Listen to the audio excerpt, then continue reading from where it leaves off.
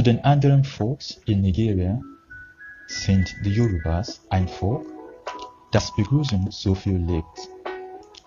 Leute, die Grüße stark übertreiben, ist eine Aussage aus der Sicht vieler anderer Volks. Aber wir sind als wer wir sind. Begrüßung ist eine ganz wichtige Teil der Yoruba-Kultur, wenn nicht das Wichtigste.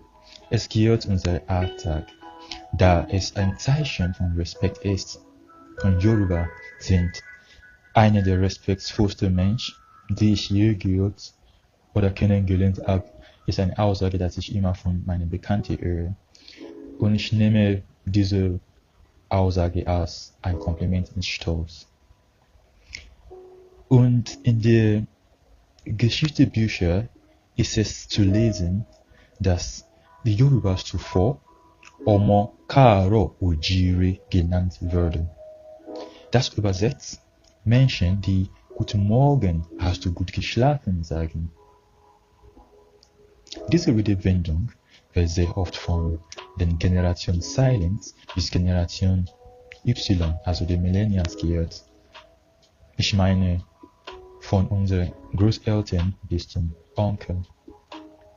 In dem Yoruba-Land wird eine Begrüßung zu jeder Situation sowie Saison, jedes Ereignis sowie Gefühl und nicht zu vergessen, jeden Feiern mit Zustand zugeschrieben.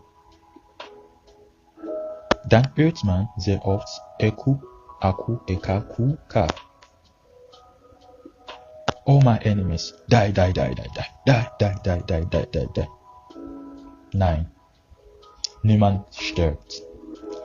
Also, diese Eku, Eka, Aku sind eigentlich Vorsilbe vor Begrüßung Stammwörter. Also wir kommen gleich dazu.